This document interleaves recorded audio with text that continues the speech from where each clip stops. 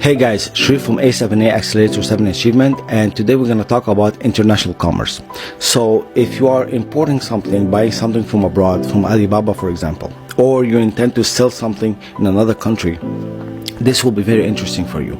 You need to learn about Incoterms. Now, what are Incoterms? Now, Incoterms are a set of 11 rules that have been recognized internationally to set who's responsible for what between the buyer and the seller. So what are we talking about here? We're talking about the shipping, any logistic necessities, the customs, the insurance.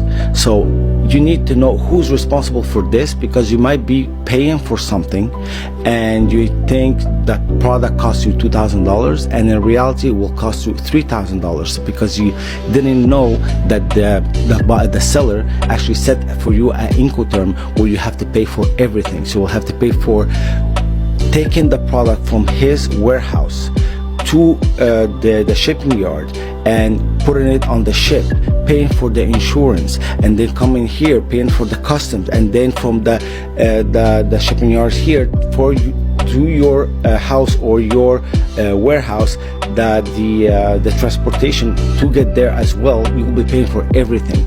So that's where things get expensive. So if you learn about Incoterms, you can actually negotiate with the supplier so you can get the product for a better price, instead of thinking that you got it for a low price but you're paying way much more at the end.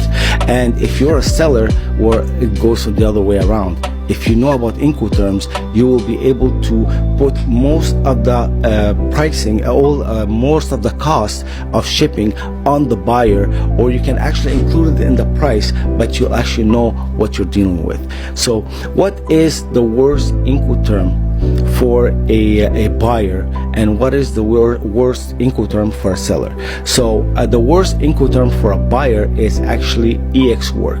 So EX work actually means that it's agreed place. So the minute you buy the product from the seller, he put it in front of the warehouse and there you go, it's yours. Figure it out. You have to bring it all the way to your location. So obviously he's not gonna do that. He's gonna tell you, oh, it's EX work, so now you have to pay for it to be delivered to the shipyard or the airport, whatever fees that has to be done there as well, and then for the transportation, for the insurance on the airplane or on the ship, and then when it gets to your location, then you have to pay for the custom, and then you have to pay for the shipping to get to your place.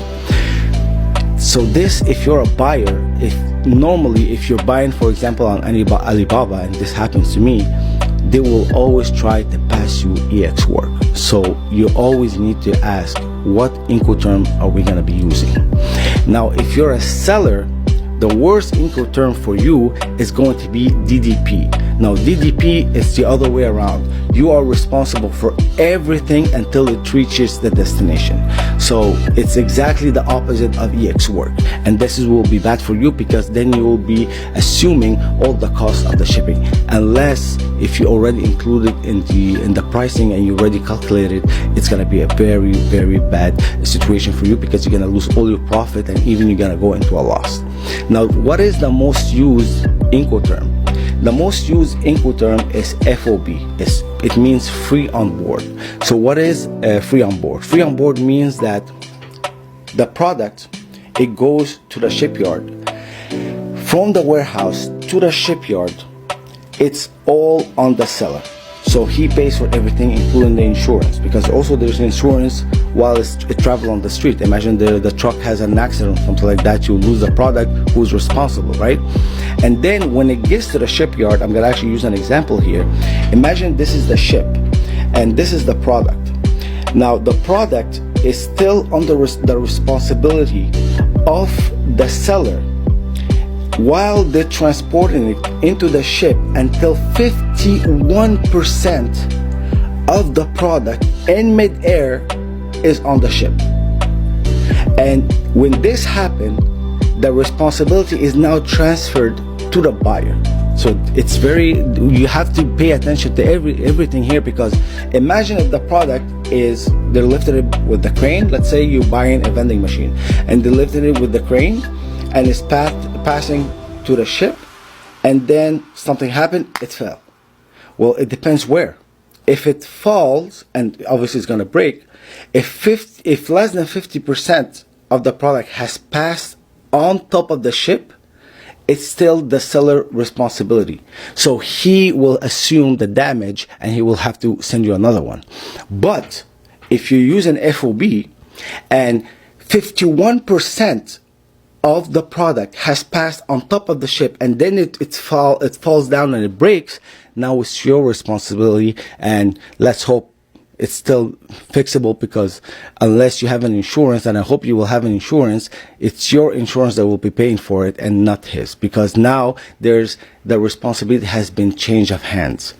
So pay attention to the Incoterms. It's very easy. Go on Google, type Incoterms, and you will see the list and you'll see the explanation. And the next time you are going to buy something or sell something, you can use my class, Negotiate to Achieve, to know how to negotiate your Incoterms and get a better deal, so you won't pay more or cost more, have more cost for the product. And I'll see you at the other side.